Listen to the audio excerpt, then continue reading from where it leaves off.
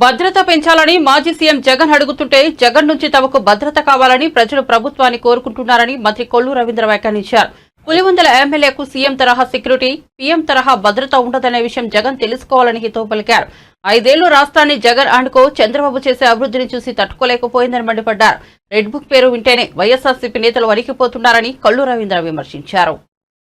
Red book అంటే గజగజ వణిగిపోతా ఉన్నారు. నిద్రతో కూడా కలవరిస్తున్నట్టున్నారు వీళ్ళు. రెడ్ బుక్ అని మీరు చేసిన పాపాలకి ఏ రెడ్ బుక్ అవసరంలా, మొత్తం కూడా రికార్డ్ అయి ఉన్నాయి. పోలీస్ అధికారుల దగ్గర మొత్తం ఉన్నాయి. మీరు ఎక్కడ దాక్కున్నా ఎత్తు రావడానికి సిద్ధంగా ఉన్నారు. ఈ రాష్ట్రాన్ని ఒక సక్రమైన మార్గంలో నడిపించాలని చంద్రబాబు నాయుడు గారు ఆలోచన చేస్తూ, చట్ట ప్రకారం తీసుకోవాల్సినటువంటి కార్యక్రమాలు చేస్తూ, ఇవాళ అధికారులందరూ కూడా అప్రమత్తం చేస్తూ, ఇవాళ ప్రజలకు ఇచ్చినటువంటి హామీలు నిలబెట్టుకుంటూ నడుస్తుంది ఇవాళ ఈ కూటమి ప్రభుత్వం. ఇవాళ సెక్యూరిటీ కావాలని చెప్పి మాట్లాడుతూ ఉన్నావు జగన్మోహన్ రెడ్డి గారు. నీకు సెక్యూరిటీ కాదు, ప్రజలకు సెక్యూరిటీ కావాలి. నీ నుంచి నువ్వు చేసినటువంటి పాపాలు నువ్వు ఎంటర్ అయితే భయపడిపోతున్నారు ఇవాళ ప్రజలు.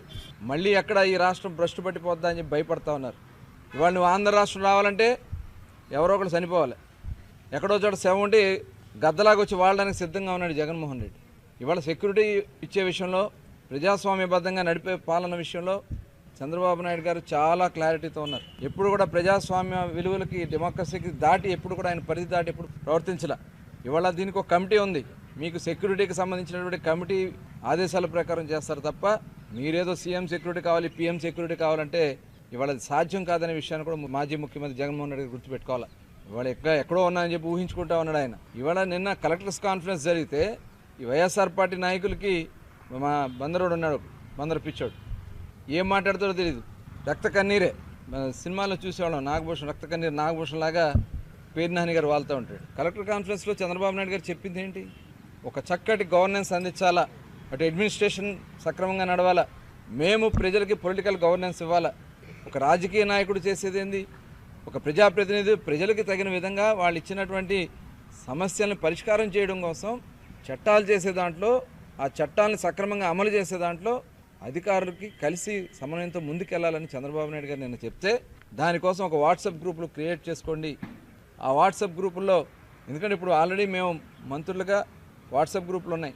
ముఖ్యమంత్రి గారు జరిగిన విషయాలన్నీ కూడా ఎప్పటికప్పుడు గ్రూప్లో మేము పెట్టుకుంటాం. దాని మీద ముఖ్యమంత్రి గారు వెంటనే స్పందిస్తూ ఉంటారు. ఈ రకంగా అధికారులందరూ కూడా ఒక వాట్సాప్ గ్రూప్ క్రియేట్ చేసుకుని ప్రజలకి చేరువగా పరిపాలన చేయమని చెప్తే, ఇవాళ దాన్ని కూడా వక్రీకరిస్తూ, అసలు వీళ్ళకి ఆలోచన లేవు. వీళ్ళకి ఎంతసేపు అంటే వక్ర బుద్ధి.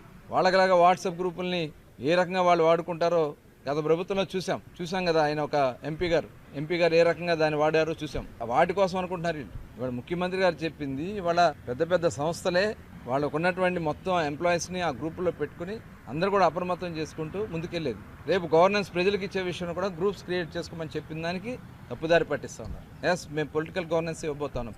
ప్రజలకి కావాల్సినటువంటి పరిపాలన అందించడానికి మేము సిద్ధంగా ఉన్నాం.